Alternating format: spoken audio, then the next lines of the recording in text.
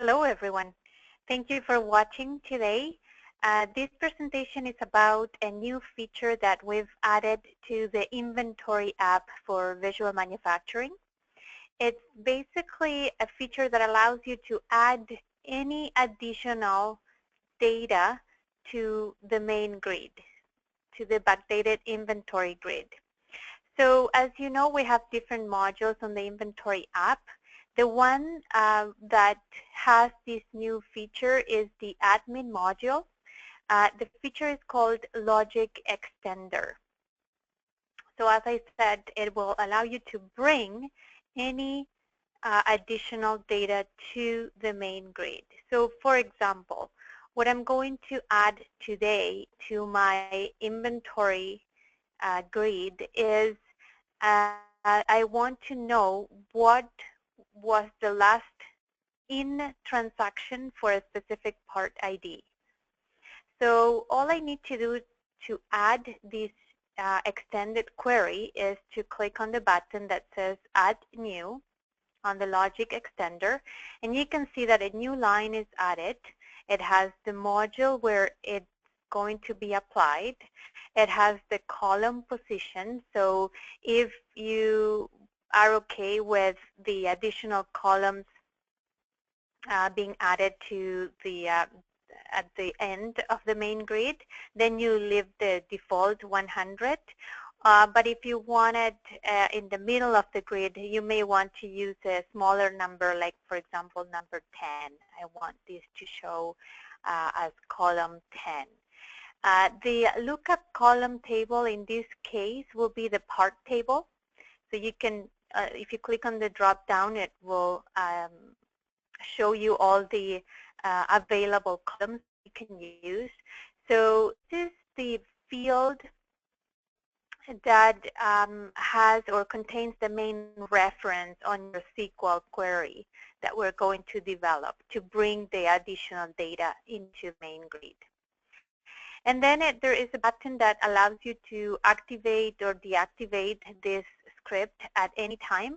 And also you can color code those new columns so you can easily identify them. I'm going to use maybe a lighter green here. So there you go, a pale green. So once I have the main characteristics of the extended query set up, I have to now write my SQL query under the query section. We have entered an example there, so you have some guidelines on how to write an extended query, but it's very simple. It's just a SQL query that you would write and just type it, or you may want to write it in your SQL server and then paste it here.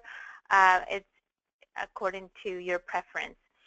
What I did is I already built my SQL query, the one that I want to use here. So I'm going to copy and paste it from a notepad.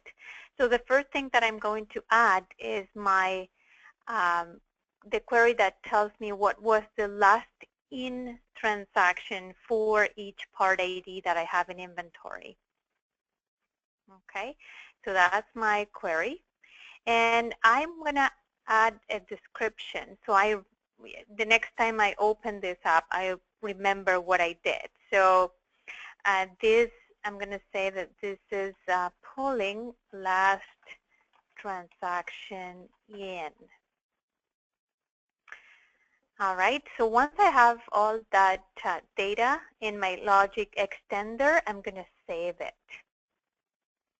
Okay, so the good thing is that we don't have to close the app and reopen it. This Logic Extender applies right away, and it applies to the main grid on all the different functions that we have. So for example, if you're reconciling inventory, if you're segregating by warehouse or by location, if you're calculating material consumption, which is the main purpose for me to see the last in transaction, I want to see which are the parts that are not moving, basically, that we're not consuming.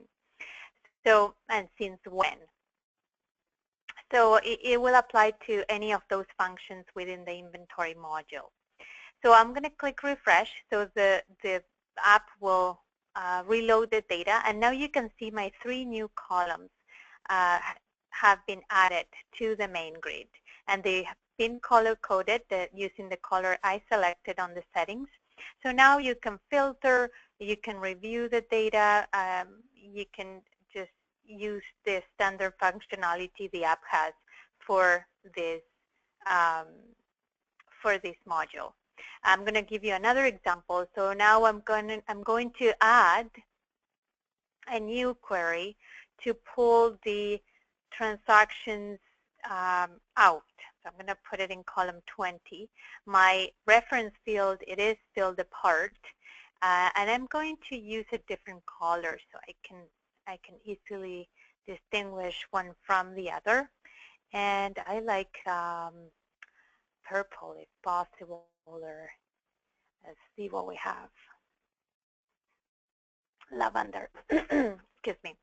So I'm going to add now the out transaction here. And I have my query pre-built. So I'm going to copy and paste. And I'm going to add in the description, pulling out transaction. Okay, so I can remember what I did. And when that is done, I click Save, I click OK, I close it, and I reload, I refresh. And now I have my in transactions and my out transactions. I can have a pretty good idea of which parts have been used lately and which ones have not. So just one more thing to make sure that you're running the latest version of the app. Don't forget to just check for updates, just to see if there has been any other updates lately. I hope you have a great day and talk to you soon. Thank you very much.